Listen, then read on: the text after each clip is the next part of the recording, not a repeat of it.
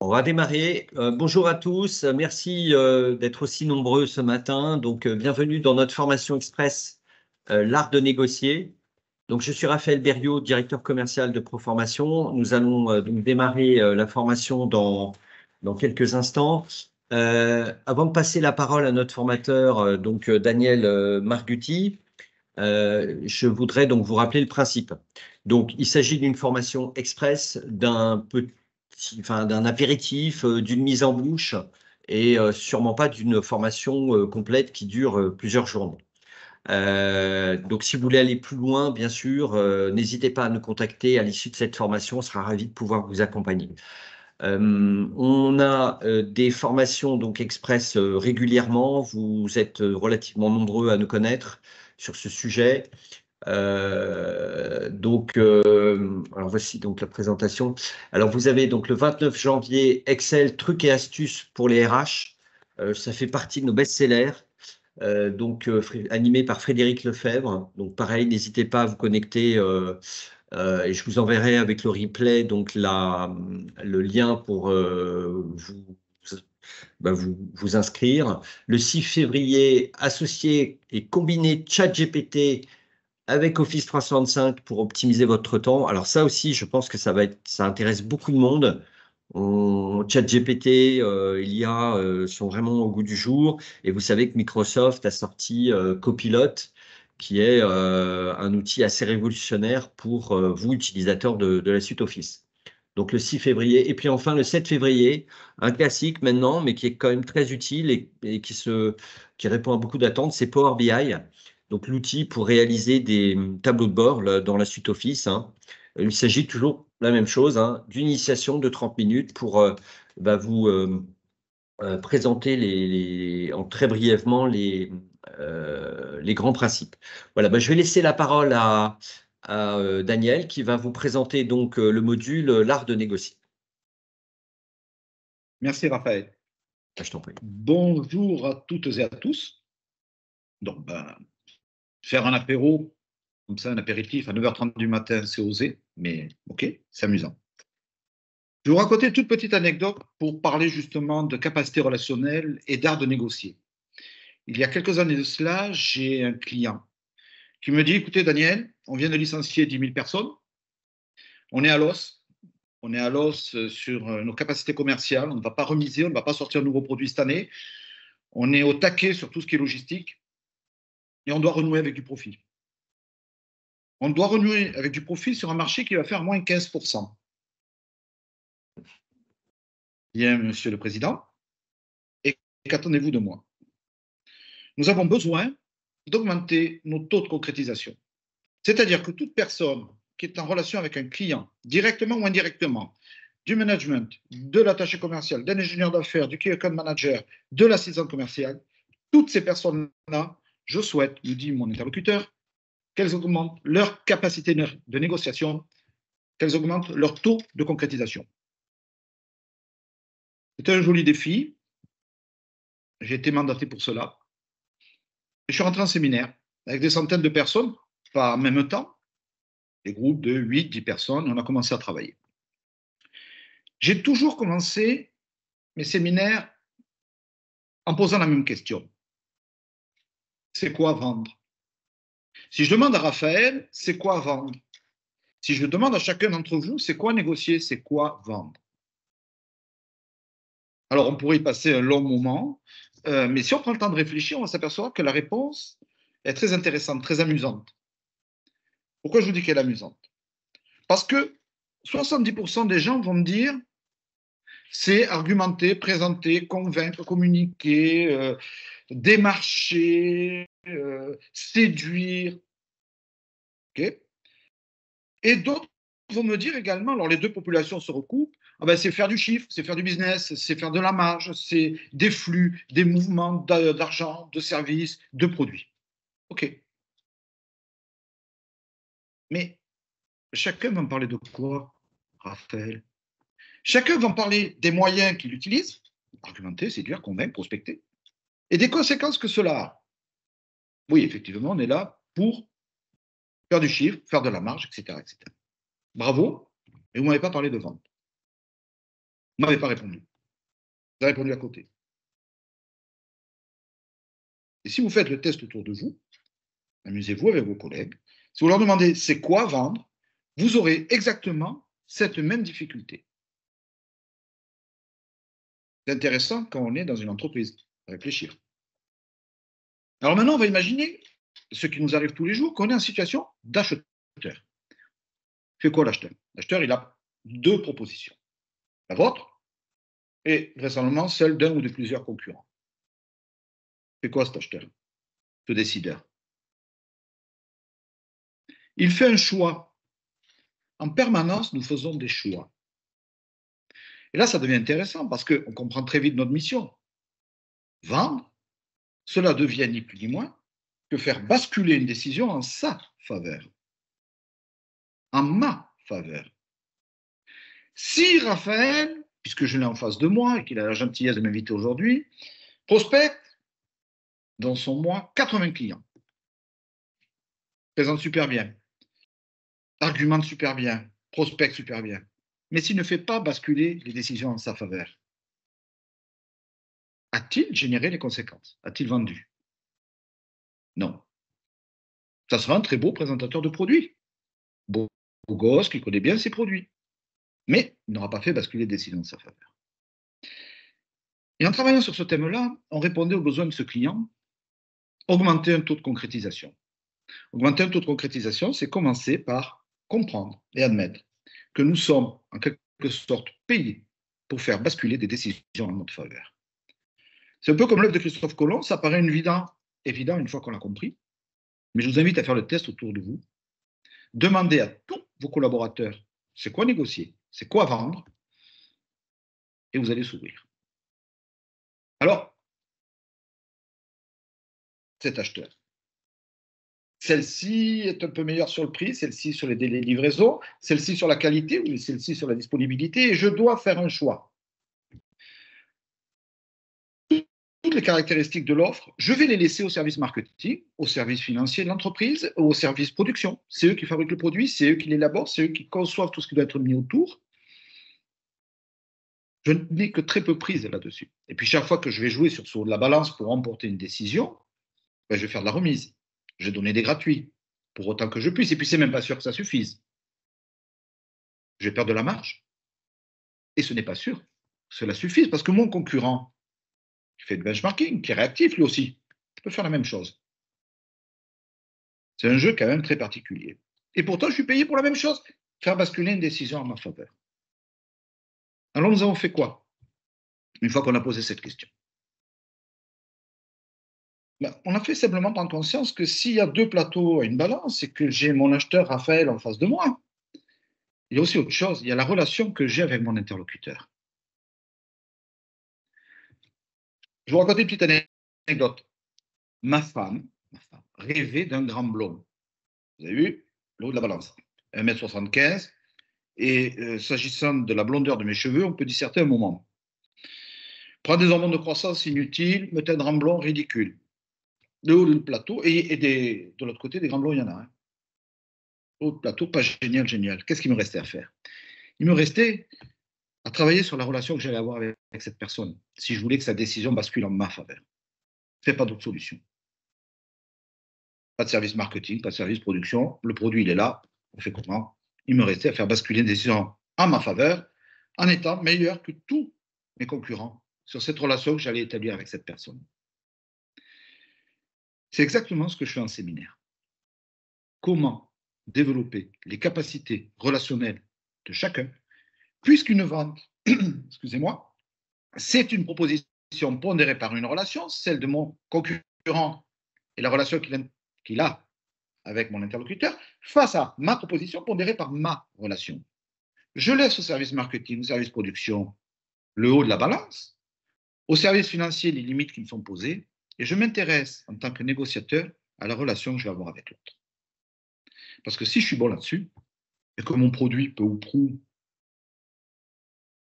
vaut celui de l'autre, il y a quand même plus de chances que j'embarque avec moi cette personne.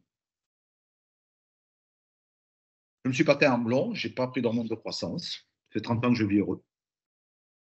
Alors, Ma vie, on s'en fout. Mais avec ce client, ça a marché. On a réussi. La boîte a été sauvée. C'est aujourd'hui un des leaders dans le domaine de la santé. Plutôt satisfaisant. Des personnes que j'ai eues en formation sont devenues des responsables de business unit chez Pomona, chez Microsoft, chez HP, chez SPI, un peu partout, pas toutes les cités. Et tout le monde n'a pas réussi, mais on a quand même un joli taux de satisfaction. Mais on a fait quoi? Qu'est-ce que ça veut dire développer les capacités relationnelles de chacun? En fait, c'est répondre à la question que se pose mon acheteur Raphaël, que j'ai en face de moi. Raphaël, comment vous avez envie qu'on s'y prenne avec vous? Et Raphaël va me dire, mais moi je veux un pro, je veux quelqu'un de rigoureux, je veux quelqu'un qui écoute, je veux quelqu'un qui me donne envie, puis je veux quelqu'un de motivé, de tenace. Rigueur, écoute, ténacité, séduction. Mon job, c'est de développer chez chacun d'entre vous, chacun des apprenants qui viennent dans nos séminaires chez Equalia Consultant, en partenariat avec ProFormation, de développer ces 4 critères. Rigueur, écoute, ténacité, séduction. Attention, séduction au sens de capacité à donner envie. On n'est pas là pour fabriquer des séducteurs ou des séductrices, mais des gens qui donnent envie par leur façon de communiquer. Quels sont les résultats? Puisque je parlais de taux de concrétisation. En travaillant sur ces capacités-là, on a des personnes qui sont plus rapides dans l'atteinte de leurs objectifs, qui sont plus efficaces, qui travaillent avec plus de confort et qui apportent plus de confort à leur interlocuteur. Alors vous allez me dire, oui, encore une fois, c'est évident. Mais je peux vous démontrer, quand vous voulez, qu'en matière d'écoute, il y a un infini devant nous. En matière de rigueur également, mais commençons par l'écoute. Vous avez en face de vous un acheteur qui vous dit, écoutez, mon cher Raphaël, je vous reçois par curiosité, j'ai déjà des fournisseurs. Vous êtes en train de démarcher, de vouloir travailler avec ce charmant jeune homme, et vous dit ça. Je vous reçois par curiosité, j'ai déjà des fournisseurs. Plus de 80% des personnes, avant de rentrer en formation, vont dire, ah, excusez-moi, ou bien, vous avez qui comme fournisseur?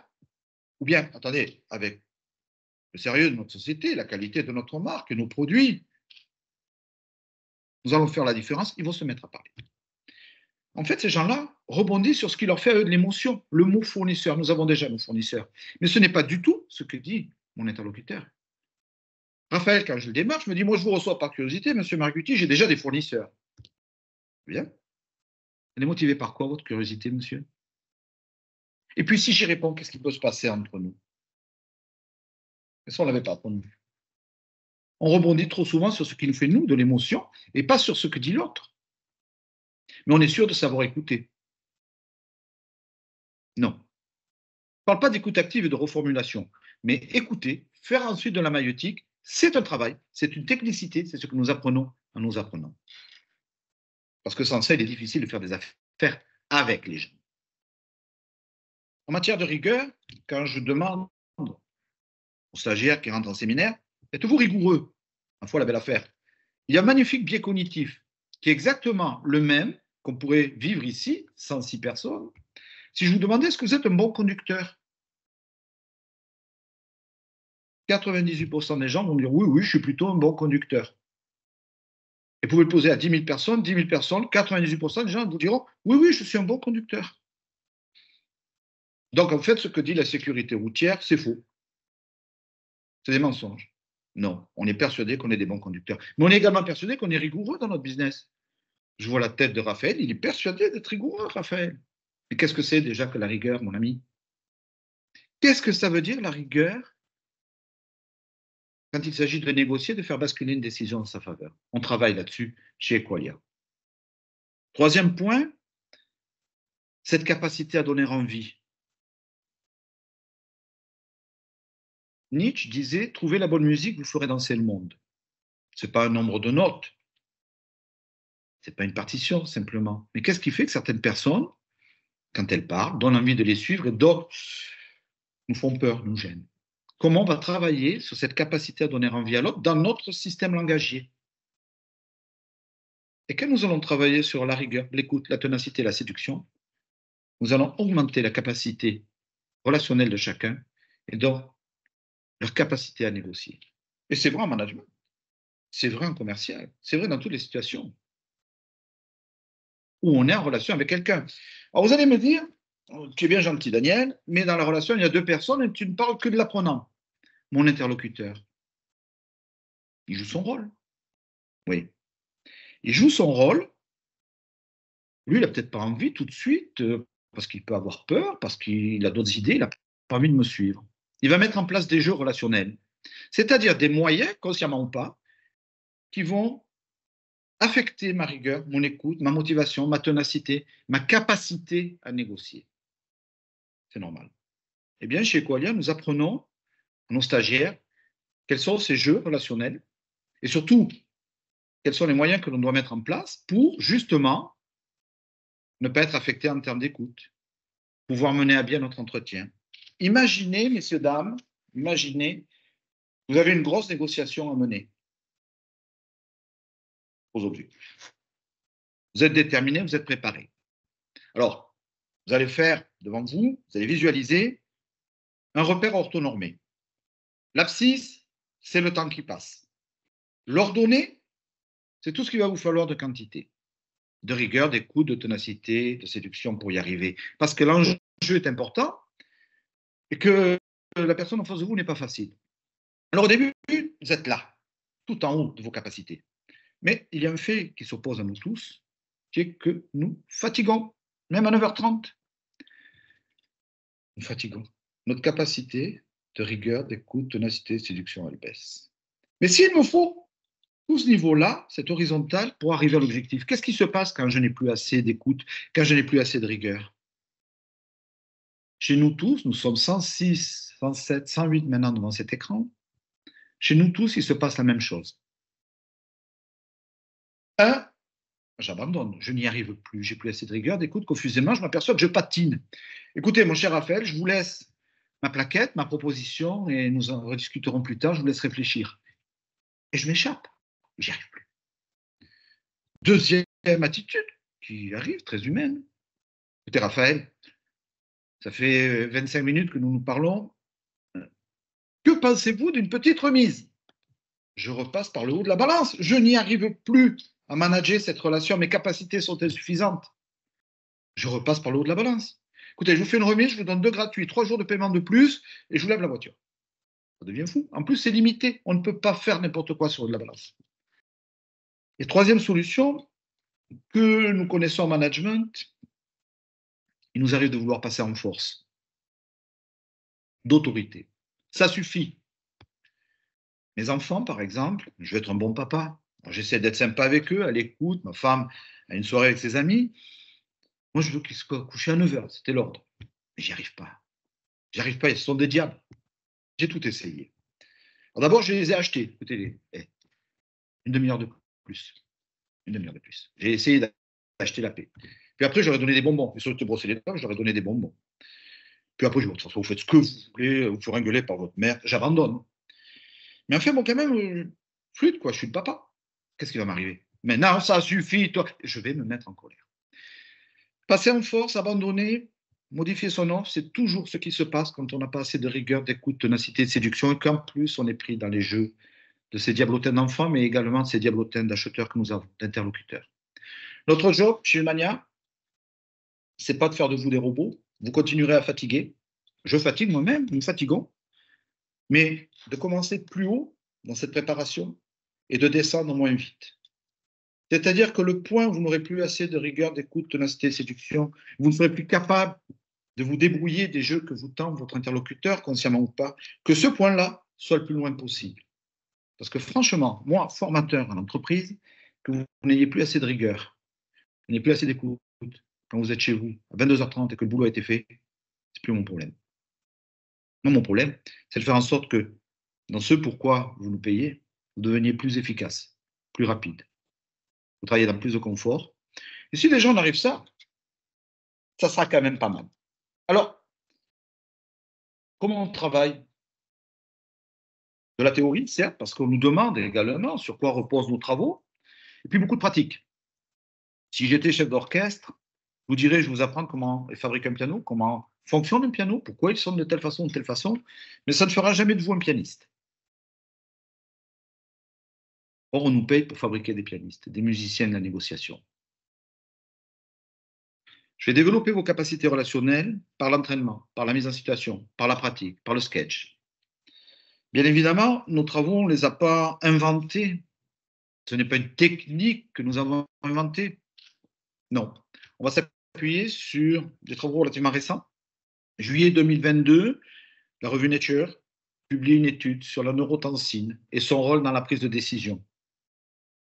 Sur le fonctionnement de l'hippocampe, de l'amygdale, qui sont deux petites parties du cerveau, fondamentales dans la prise de décision. Comment ça se passe dans le cerveau de Raphaël quand il prend une décision? Et je vais vous le dire comment ça se passe. Puis après, je vous apprends à vous servir de ce savoir. Je vais vous entraîner de façon à ce que vous aussi, vous puissiez faire basculer la décision que va prendre cet acheteur en votre faveur. C'est ça mon job. Un taux de concrétisation, nous sommes des professionnels, nous sommes des gens qui sont payés pour atteindre les objectifs. Un taux de concrétisation, c'est que la conséquence de votre capacité à faire basculer des décisions en votre faveur. Pas argumenter, à présenter, ça ne suffira jamais. Terminé. On n'est pas dans une logique simplement de prise de commande. On est dans une logique de vente. Je dirais presque par provocation que la vente commence quand un client va me dire non. Le reste, c'est de la prise de commande.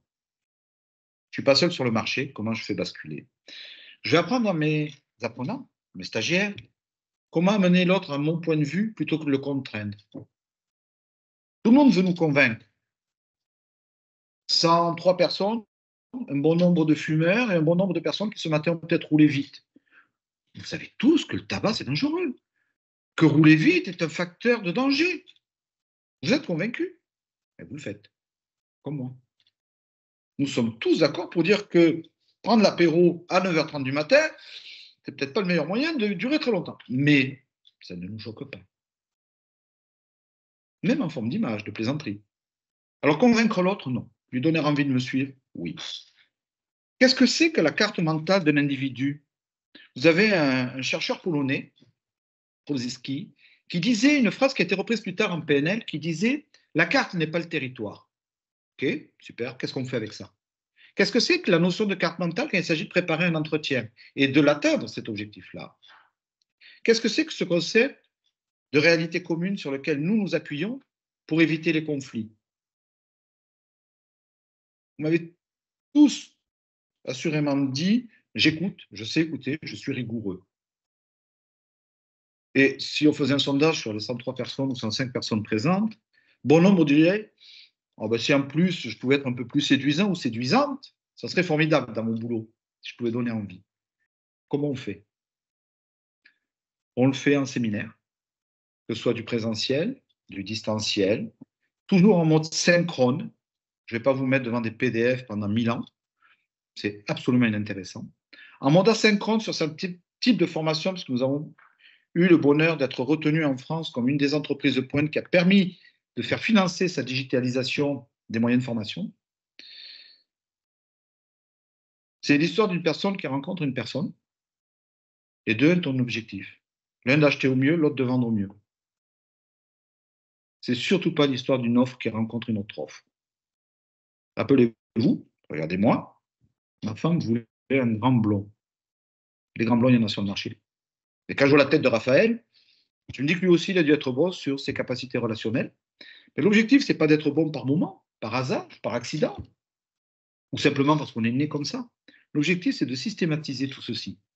Que chacune des personnes que vous allez nous confier, nous fassions augmenter chez elles ces qualités-là. Parce qu'elles en ont besoin pour négocier dans un cadre de management, dans un cadre de prospection, que cette personne soit attachée de clientèle, ingénieur d'affaires, manager. Nous intervenons aussi bien sur des populations bac plus 2 ou apprentis, comme sur des dirigeants d'entreprise, puisque, comme je vous l'ai dit, il s'agit de l'histoire d'une personne qui rencontre une autre personne. Mais faites le test, amusez-vous à demander c'est quoi vendre? Comment le cerveau prend-il une décision? Bien, on voulait que vos interlocuteurs prennent des décisions, mais comment son cerveau fonctionne, comment le vôtre fonctionne? C'est quoi vendre, Raphaël? C'est faire basculer une décision en sa faveur. Et ça s'apprend. C'est arrêter de chercher à convaincre. On voulait convaincre, on voit l'inutilité de beaucoup de campagnes qui sont mises en place pour arrêter les gens de fumer. On veut leur faire peur, ça ne marche pas très bien. On arrête quand on a envie d'arrêter. C'est faire basculer une décision en sa faveur. Ouais. Une proposition pondérée par une relation, je laisse au marketing le soin de me permettre de faire une belle proposition. Je laisse au service financier de l'entreprise le soin de me permettre de faire un prix intéressant. Je laisse au service production le talent de me permettre de proposer des produits intéressants, des services intéressants. Mais moi, mon job, à partir de ce qui est dans le haut de la balance, c'est travailler sur ce qui m'unit à mon interlocuteur. C'est là-dessus que je travaille. Et c'est là-dessus que nous faisons des séminaires. C'est là-dessus que nous nous sommes rencontrés avec Raphaël, qui m'a dit un jour, tiens, ça serait sympa que le 23 au matin, en guise d'apéro, tu parles un peu de ceci. Je ne veux pas dépasser le temps imparti parce que je peux être un affreux bavard. Donc, à vous de me poser toutes les questions. Vous avez des conversations dessus. Vous pouvez revenir avec Raphaël et ses équipes, puisque je ne vais pas l'appeler le boulet d'étranglement. Vous voyez, les mots, c'est important quand même. Mon partenaire va s'occuper de tout ceci. Nous avons une offre CPF, puisque nous sommes Calliope. Nous avons tout ce qui nous permet de fonctionner en CPF, bien évidemment, sur la négociation commerciale, mais également sur le management. Nous travaillons en présentiel, en classe virtuelle. J'ai des entreprises qui me disent, écoutez, moi, je passe par mon OPCO, je passe par mes fonds propres et je voudrais vous former mes commerciaux, mes managers. On est sur des durées moyennes de 3 jours, sauf cas particulier. Et nous avons un module qui est offert, qui est proposé à la vente aujourd'hui, qui est sur le marché. Puis quand il est parcouru en totalité, il dure 7h30.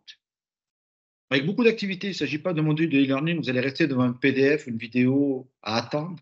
Non, on vous demande de vous impliquer. Il y a énormément d'exercices. Il y a une salle d'entraînement sur laquelle vous allez devoir agir, avec 26 modules et 3 mois en illimité. Vous avez là notre offre, celle que nous avons montée avec pour formation. Je laisse la parole maintenant à Raphaël. Oui, rebonjour à tous. Merci Daniel pour cette mise en bouche, hein, cet apéritif matin, petit déjeuner, on va dire. C'est extra, ça fait du bien, c'est limpide, c'est clair et c'est vrai que quand on est dedans tous les jours, ce qui est mon cas, on finit parfois par oublier les principes de base, hein. Effectivement, l'image la métaphore là, du pianiste me paraît tout à fait pertinente, hein. Beaucoup ont tendance à décrire un produit plutôt que de jouer de la musique comme tu le disais si bien. Donc n'hésitez pas à nous contacter. J'ai mis mes coordonnées dans le chat. Si vous avez des questions, hein, c'est le deal. N'hésitez pas. Daniel a encore quelques minutes à vous consacrer. Donc merci Karen pour votre commentaire. J'ai mis un petit sondage aussi pour d'enquête de satisfaction, parce qu'on aimerait bien avoir votre avis à chaud. Donc n'hésitez pas à le compléter. J'ai mis mes coordonnées.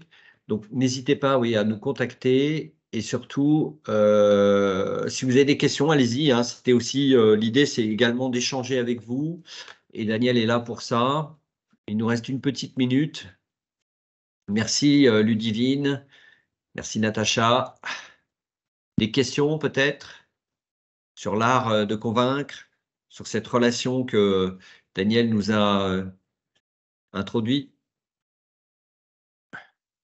Je crois que les gens vont revenir vers toi. Les participants à ce micro-séminaire vont revenir vers toi. Ça va être très simple.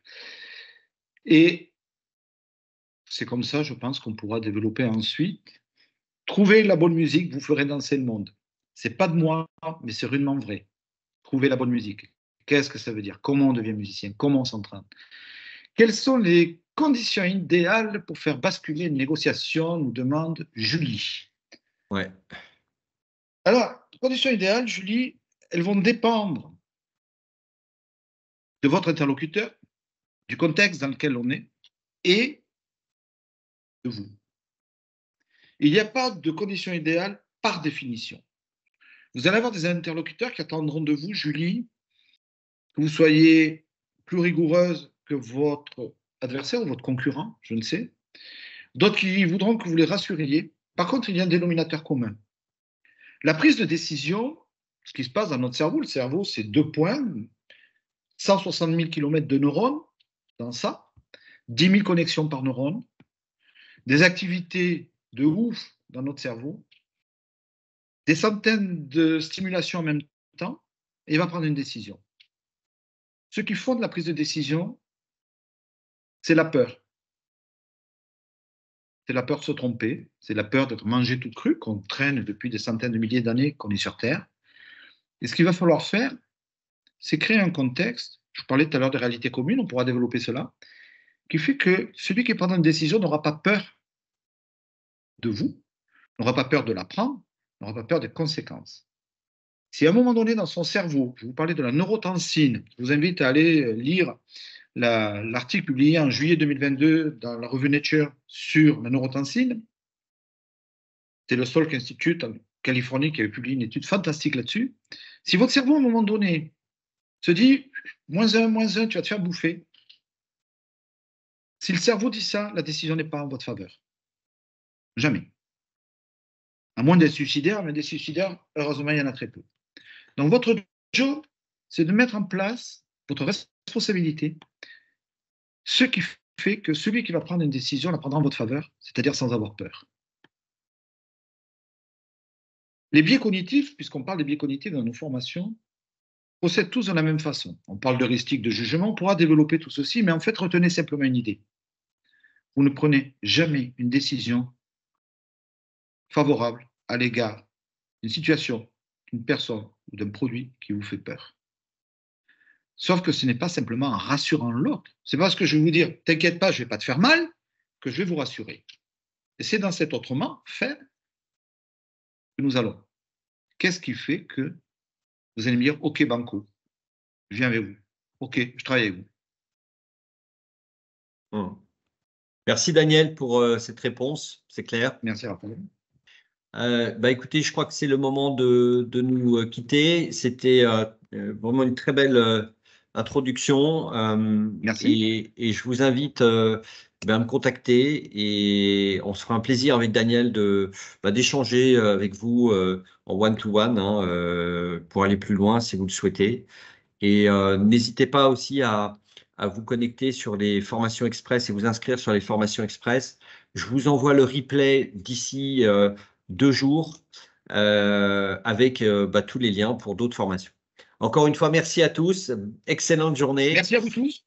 Belle journée. Merci Raphaël. Merci Daniel, à toi. À bientôt. Au revoir. À bientôt. Au revoir à tous. Merci.